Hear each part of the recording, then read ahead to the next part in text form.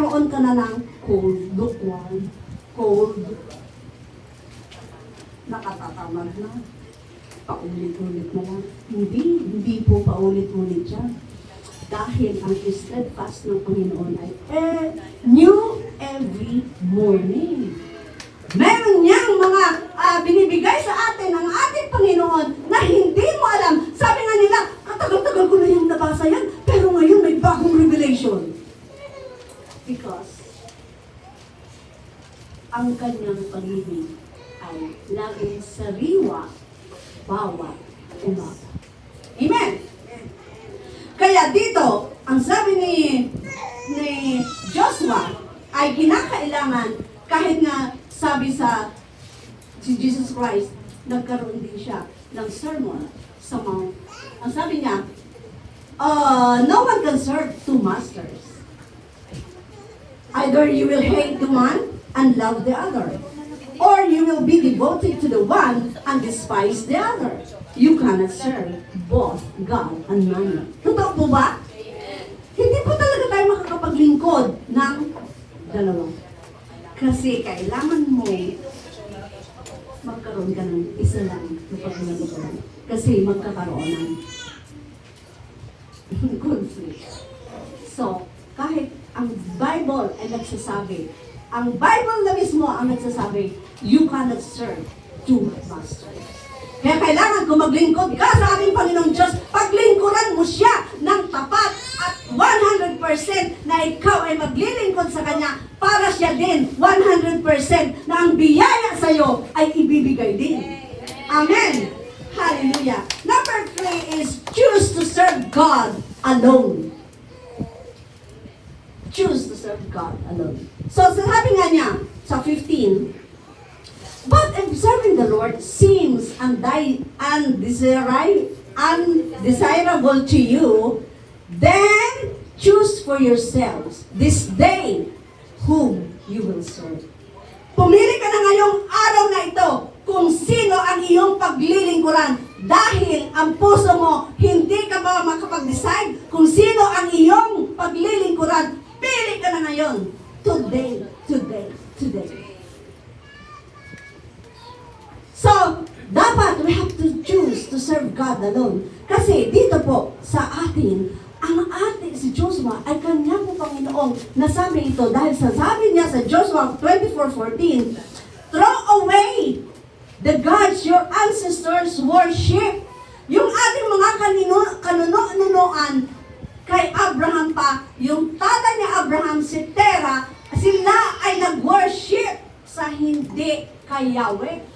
Iba ang kanilang winorship noong panahon na yon. Ibang Diyos ang kanilang winorship. Kaya sabi niya, throw away the gods your ancestors worship beyond the Euphrates River. This refers to the gods that people worship during the time of Abraham's. Yan ang kanilang mga winorship noon na ang pangalan si Terah. Yan ang pangalan ni Abraham, tatay ni Abraham, si Terah. In Babylon before God called Abraham, there were a number of God's people worshipped there, but two of the most prevalent then itong mga kanilang pagsasamba. Hallelujah. Nakakatakot, di ba? Nakakatakot. Ang ating mga kanunuan pala ay hindi pinaglingkuran si Yahweh. Meron pa silang pinaglingkuran na hindi talaga Diyos. Diyos nila. Tatlong bagay ito. Nung kay tatay na Abraham, tapos itong si mga Astarte, nagsamba din sila. Ano ba itong Astarte na ito? Yung mga rituals. Yun, mga tamos also known as Astarte. Ito ay mga ritualistic temple. Kaya nga kung minsan yung mga ngayon, alam mo si Doc pumunta sa May Laguna at sila ay pumunta doon sa kuweba, nagsuot at dahil may ritual. Yun ang kanilang mga ganon ang ginagawa na pagsamba sa noon pa yun, matagal na yun. At merong mga bundok-bundok na meron silang nirituals. Yun ang kanilang sinasamba. Doon ka malapit. Doon ka sa mga, oh ito, nakulang. Puntahan mo si ganito. Doon ka ganyan-ganyan. So, ayaw na ni Yahweh yun. Ayaw niya na tayo ay magkaroon ng ganong mga pagsasamba. Kahit nga mga Zodiac, they also worship the Zodiac. They follow the movement of the constellation. Yung mga bituin. O, nandito daw ang bituin. Dito ka ganito. Nandito daw ang sun, ang moon. Dito sa bandang ano na yan? Maganda yan, diyan ka magpakasal. Yan ang kanilang mga sinasamba. Totoo yan, di ba? Kasi sa probinsya, ganun sila eh. Ganun sa probinsya. O ito daw, mga moon.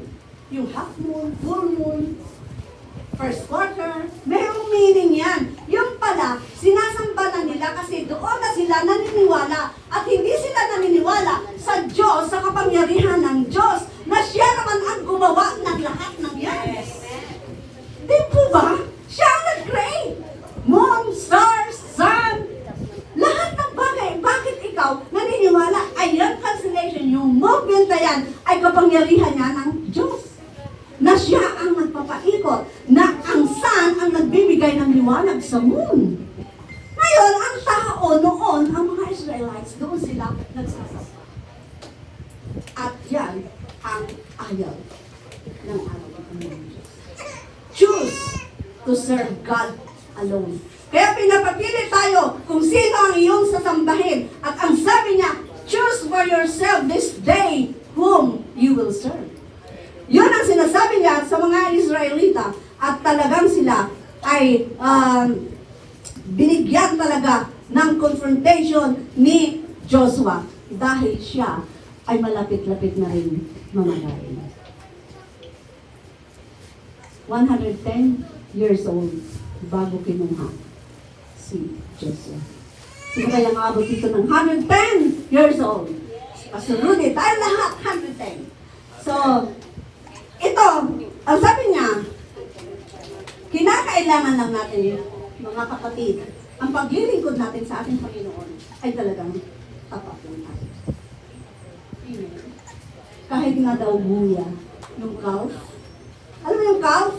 Sa Tagalog, guya. Sinasamba nila. Paano kaya yun pagka, siguro ilalagay nila sa tapos doon sila hihingi lang.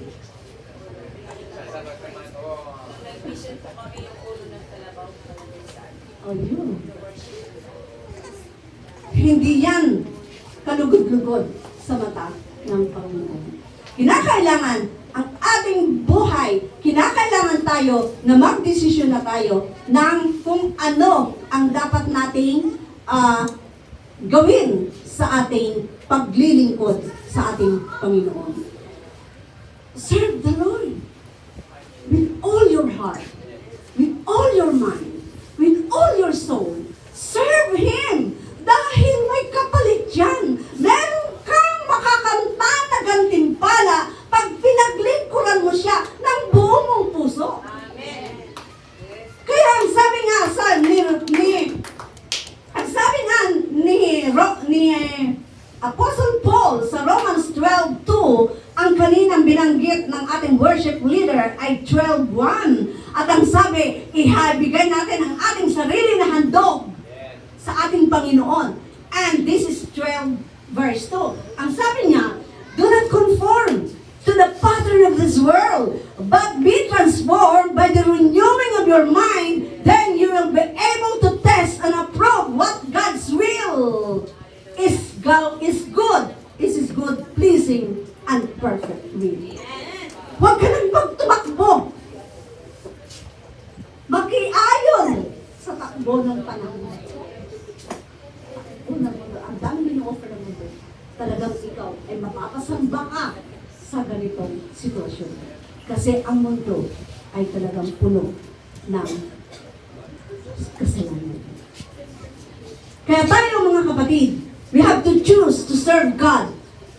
Ang Diyos ang ating paglingkuran at doon tayo maglingkod sa Kanya ng katapatan. Pwede bang awitin mamaya yung the goodness of God? So, mga kapatid, ang number 4 is, bago number 4, mga kapatid, we have to start to evaluate ourselves. Kasama ko doon. I-evaluate po natin ang ating mga sarili. Tingnan natin kung meron pa bang mga ibang attention, time, and resources that I'm giving to God. Destiny is a choice. Choose to serve God alone. Evaluate mo ang sarili mo. Lord, ako ba'y tapat sa iyo? Meron pa ba akong ibang pinaglilingkuran? Nahahati pa ba ang paglilingkod ko sa iyo? Huwag niyo pong hatiin. Kailangan buo po yan na ibigay sa ating Panginoon. And number 4 is choose to stay on God. With God. Choose to stay with God. Yeah, choose to stay with God. Sabi ni Apostle Paul, nagpapaalala sa atin si Apostle Paul. Kahit si Apostle Paul, ang sabi din niya, 2 Timothy 4:7, I have fought the good fight. I have finished the race. I have kept the faith. Kanya rin siya ay talagang lumaba din siya. I have fought the good fight. I have finished the race. I have kept the faith. Kahit siya rin mismo, talagang tinaguyod niya. Kumano rin siya, lumaban din siya ng kanyang pananampalataya na hindi siya natinag, na hindi siya nahulog dahil itong race na ito ay meron itong katagumpayan. Lahat po tayo ay meron tayong race sa ating pananampalataya. Ang sabi sa 1 Corinthians 9:24, do you not know that in a race all the runners run, but only one gets the prize? Run in such a way as to get the prize. Kailangan tayong tumakbo na talagang sa dulo makukuha natin ang gantimpala. At ang gantimpala na yan ay eternal life sa ating mga buhay. 1 Corinthians 9:24. Yan. Sabi niya, tingnan mo. Do you not know that in a race, all the runners run, but only one gets the prize? Run in such a way as to get the prize. Kailangan tumakbo tayo bilang Kristiyano, bilang anak ng Diyos, bilang lingkod ng Diyos, tumakbo tayo na pagdating sa dulo, makukuha mo ang premyo. Huwag po kayong hihinto kasi karamihang mga Christians ngayon nakakilala na sa Panginoon, huminto sa kalagitnaan at hindi nila nakamit ang premyo sa dulo. Di naman. So dapat hindi lahat tayo tumatakbo ngayon. Ngayon, nandito pa tayo sa mundong ito, lahat tayo ay tumatakbo dahil meron tayong hinahabol na premyo. Hindi natin alam kung kailan tayo kukunin ng ating Panginoon. Merong bata, merong matanda, merong pang mga sanggol. Hindi natin alam. Lahat daw tayo ay tumatakbo. Lahat tayo ay mga athletes. Lahat tayo ay tumatakbo upang itong ating tinatakbong ito ay makuha natin ang prize na lang na yan. Huwag po tayong tamarin sa paglilingkod sa ating Panginoon. Hallelujah! Kaya nga sabi sa 1 Corinthians 9:27, I struck a blow to my body, sabi ni Apostle Paul, and make it my slave, so that after I have preached to others, I myself will not be disqualified for the prize. He says, I do everything I cannot to be disqualified. I run to reach the prize with maximum effort. Tingnan mo nga yun, no? Maximum effort talaga. Talagang may effort. Talagang yung sacrifice ba? Yung pagtitiis ba? Yung talagang sasabihin mo, ay, ganyan talaga eh. Kahit ba wala tayong pera, wala tayong, basta nandiyan na yung joy, nandiyan yung happy ka na naglilingkod sa Panginoon. Amen. Talagang parang nandiyan pa rin siya na iyong tinitingnan na pagdating sa dulo, ay ikaw ay magtatagumpay. Pababayaan ba tayong Panginoon? Hindi naman tayo pababayaan. paghihirap dahil alam niya, nakikita ka niya na ikaw ay dumadaing, nakikita ka niya na ikaw ay may sakit, nakikita ka niya na ikaw ay umiiyak, nakikita ka niya kung anong ginagawa niya. At siya, dahil siya ang ating Daddy God na nag-care sa mga anak niya, ay hindi niya tayo pababayaan. Amen! Hallelujah! Kaya tayo mga kapatid, sa ating buhay Kristiyano, marami po talagang mga believers. Marami talaga ang mga believers, lot of believers, pero kukunti ang follower. Christian ka? Yes po, Christian ako. Pero yung follower, tagasunod ka ba kay Jesus? Eh baka nga yung kanyang utos, hindi natin masunod eh. Kasi, pag ikaw ay believer ka, follower ka ni Kristo, lahat ng sinasabi niya ay iyong susundin. Humayo ka, dahil ang programa natin ngayon, hanggang September ba? It's one, bring one. Magpalista na kayo kung sinong nadala ninyo, dahil kung sino ang nadala ninyo, na kaibigan, kapitbahay, mag-anak. Dali na dito sa church at magpalista na kayo. Amen! Tayong lahat ay magkaroon ng commitment sa ating Panginoon.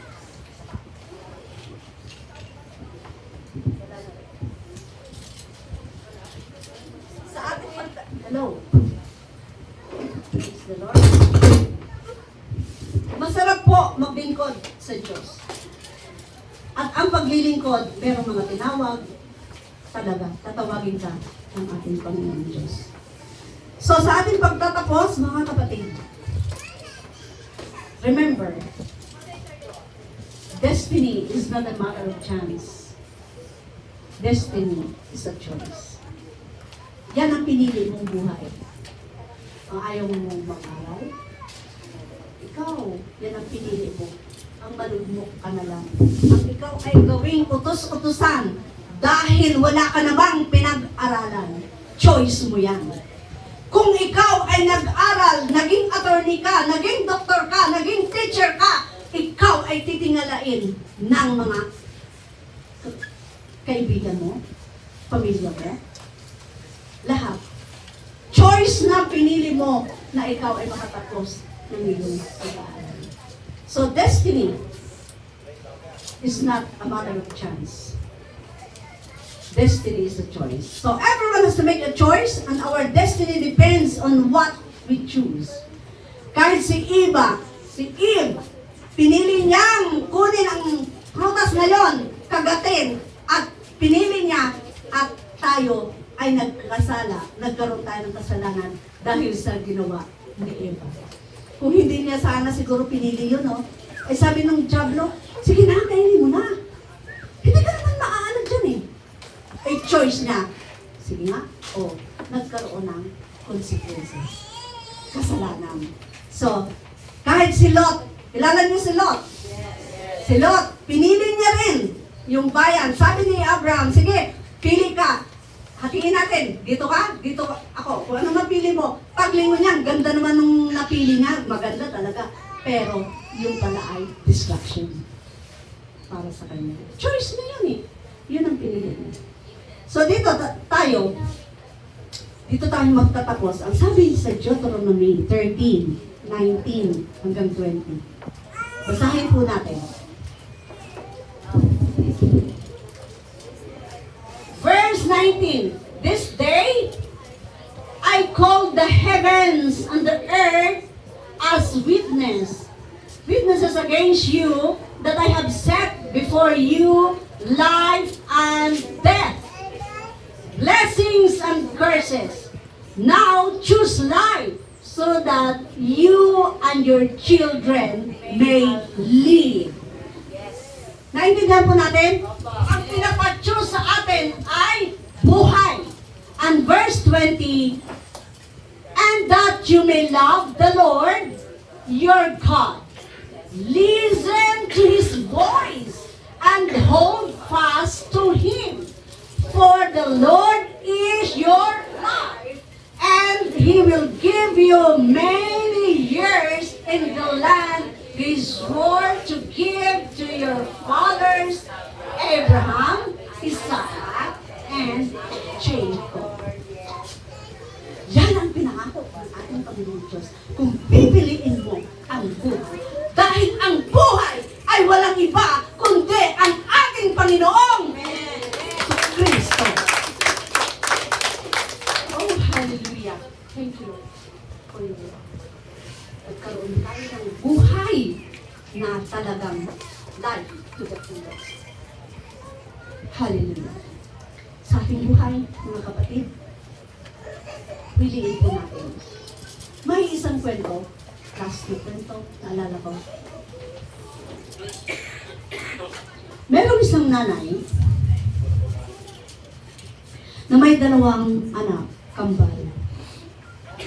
Itong nanay niya ay napaka-alcoholic. Talagang siya ay umiinom. Alam niyo naman ang alcoholic, hindi siya pwede na hindi makainom ng alak sa araw-araw.